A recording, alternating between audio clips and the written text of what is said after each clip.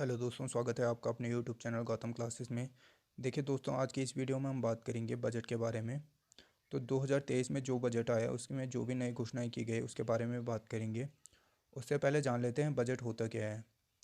देखिए, साधारण भाषा में बात करूं तो आने वाले साल के लिए कमाई और खर्चे की योजना ही बजट कहलाती है। ठीक है, हमारे संविधान में बजट शब्द का उल्लेख नहीं है। इसकी जगह पर वार्षिक वित्तीय विवरण का उल्लेख है, जो कि संविधान के अनुच्छेद 112 में दिया गया है। इसके बाद बात कर लेते हैं बजट की जो शुरुआत हुई थी, कब से हुई थी और सबसे पहला जो बजट पेश किया था किसके द्वारा पेश किया गया था। तो ब्रिटिश भारत की बात करूं तो ब्रिटिश भारत में सबसे पहला जो बजट पेश किया था जेम्स विल्सन के द्वारा पेश किया गया था 1860 में। स्वतंत्र भारत में सबसे पहला बजट जो पेश किया 1947 में सर मुक्खम सेठी के द्वारा पेश किया गया है।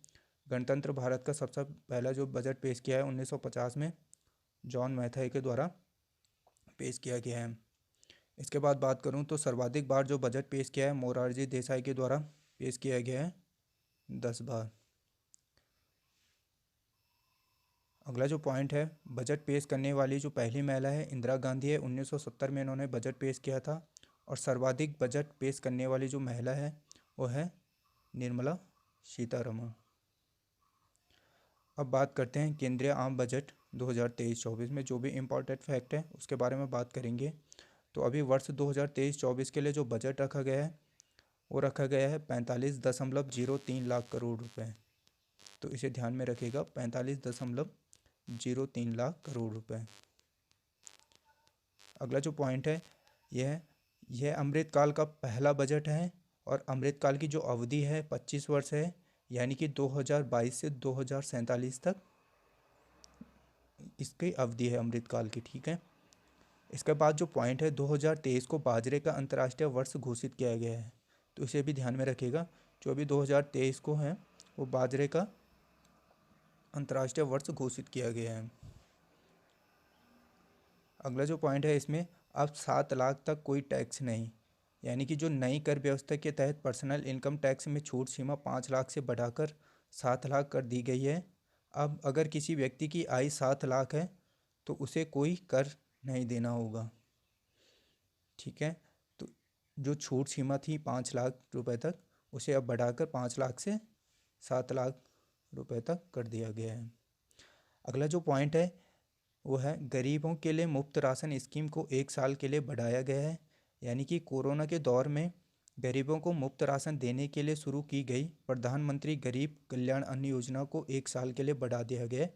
यानी कि ये जो अब मुफ्त में जो राशन मिलेगा अभी 1 जनवरी से शुरू हो गया और दिसंबर 2023 तक ये मुफ्त राशन अभी मिलता रहेगा। ठीक है, अगला जो पॉइंट है इसमें वो है एकलव्य मॉडल की स्थापना। एकलव्य मॉडल स्कूल अगले 3 साल में स्थापित किए जाएंगे, जिसमें 38,800 शिक्षकों की भर्ती की जाएगी।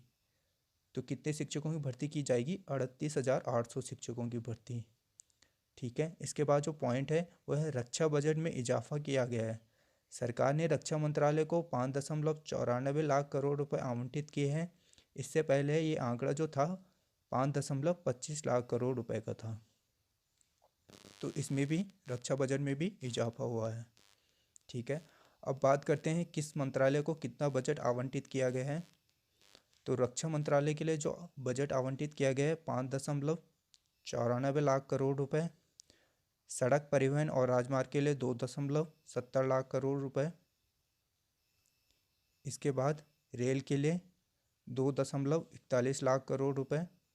गृह मंत्रालय के लिए 1.96 लाख करोड़ रुपए। ग्रामीण विकास मंत्रालय के लिए 1.60 लाख करोड़ रुपए। कृषि और किसान कल्याण के लिए 1.25 लाख करोड़ रुपए। संचार के लिए 1.23 लाख करोड़ रुपए। और पीएम आवास योजना के लिए 79,000 करोड़ रुपए। ठीक है,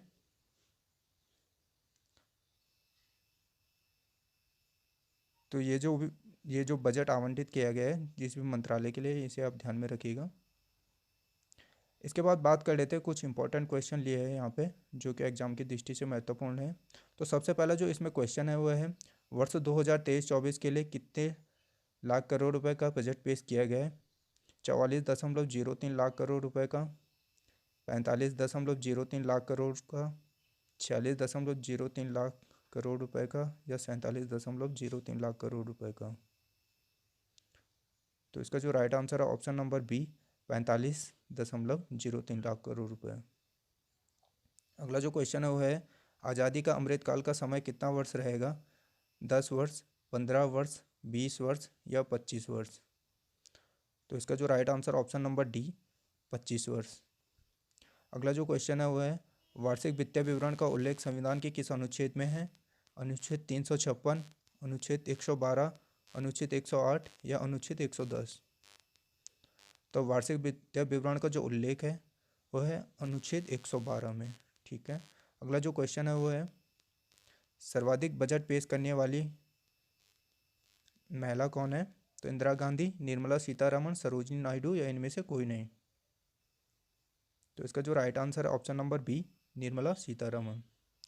अगला जो क्वेश्चन है वो है, वर्ष 2023-24 के लिए राजकोषीय घाटे का लक्ष्य कितना प्रतिशत रखा गया है? 4.9%, 5.9%, 6.9% या 7.9%? तो इसका जो राइट आंसर है ऑप्शन नंबर बी, 5.9% रखा गया है। अगला जो क्वेश्चन है वो है, वर्ष 2023-24 में पीएम आवास योजना के लिए कितने हज़ार करोड़ रुपए आवंटित किए गए हैं? तो इसमें जो ऑप्शन है, 78,000 करोड़ रुपए, 79,000 करोड़ रुपए, 90,000 करोड़ रुपए या 80,000 करोड़ रुपए? तो इसका जो राइट आंसर है ऑप्शन नंबर बी, 79,000 करोड़ रुपए आवंटित किए गए हैं। अगला जो क्वेश्चन है वो है, निम्न में से किस योजना के तहत गरीबों को मुफ्त राशन दिया जाता है? किसान कल्याण योजना, प्रधानमंत्री जन धन योजना, प्रधानमंत्री फसल बीमा योजना या प्रधानमंत्री गरीब कल्याण अन्न योजना? तो इसका जो राइट आंसर है ऑप्शन नंबर डी, प्रधानमंत्री गरीब कल्याण अन्न योजना के तहत। ठीक है। अगला जो क्वेश्चन है वो है, नई कर व्यवस्था के तहत पर्सनल इनकम टैक्स में छूट सीमा 5 लाख से बढ़ाकर कितना किया गया है? 6 लाख रुपए, 7 लाख रुपए, 8 लाख रुपए या 9 लाख रुपए?